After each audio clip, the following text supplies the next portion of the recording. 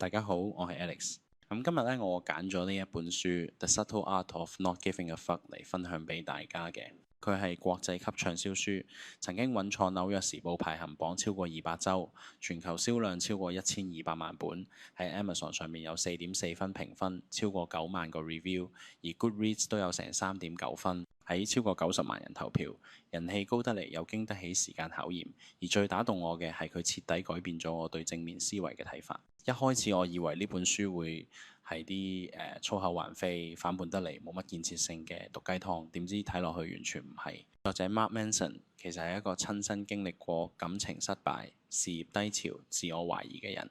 佢用一種幽默、直接又唔做作嘅方式講咗一個極之實際嘅道理：人生唔可能樣樣都嚟，要學識揀啱先值得我哋俾心機、俾關注。Mark 自己曾經好着重開心最緊要，成日正能量。但係幾番挫敗之後，佢發現越係咁樣諗，反而越容易覺得人生好無力。後尾佢轉咗個角度，唔係追求越多快樂越好，而係接受痛苦、擁抱痛苦，將有限嘅心力擺喺真正有價值嘅地方。書入邊講到好多我哋日日面對嘅煩惱，例如工作壓力、人際關係、自我價值困惑等等，唔係要你正面到底，而係叫你誠實面對。唔開心，咁你先會揾到條你真心想行嘅路。書開頭有個故事，講 Mark 一位朋友 Dave，本來係個好有夢想嘅搖滾青年，10年努力都唔紅，冇公司簽，冇觀眾睇，最後放棄咗做歌手，轉行寫音樂 blog。一開始大家覺得佢好失敗，但 Mark 反而話 Dave 嗰次係人生第一次，give 咗個啱嘅 fuck 出去。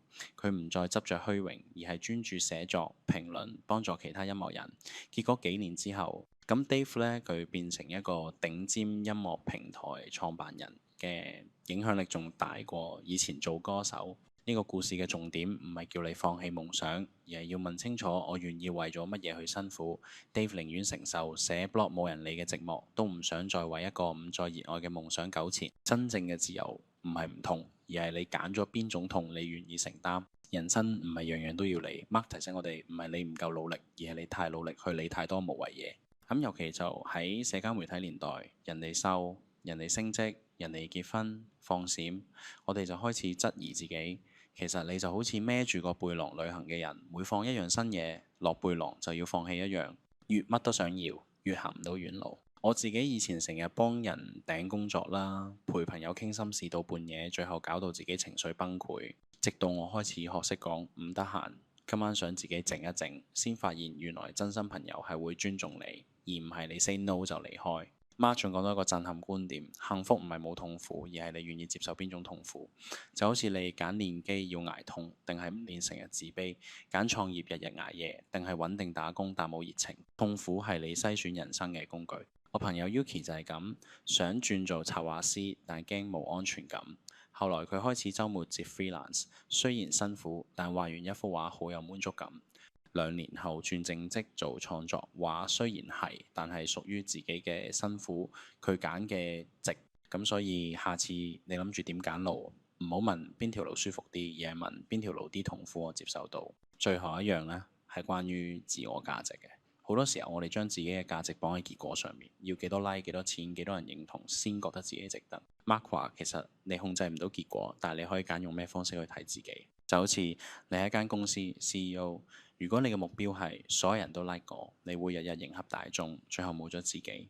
但如果你改為我有冇真誠表達自己，你會活得更有方向。我以前拍 YouTube view 數一低就唔開心，後來我定咗一個原則，每條片都要講自己信嘅理念，就算冇人睇，我都覺得有意義。反而觀眾開始話我內容有深度。你都可以試下寫低你3個最重視嘅人生原則，例如誠實、創造力、家庭優先，用呢啲嚟量度你自己，唔好再靠掌聲或者 likes 嚟證明自己。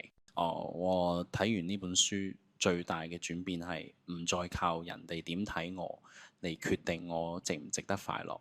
以前成日問點解我唔係最好嗰個，而家我會諗我係咪專注咗我真係想在意嘅嘢。只要答案係肯定，我已經覺得自己過得好自由。人生咁短，真係冇可能咩都 care。你一定要 give a fuck，但係記住要俾得有智慧。都係嗰句，聽完萬卷書，務必踏出第一步，你嘅人生先會改變。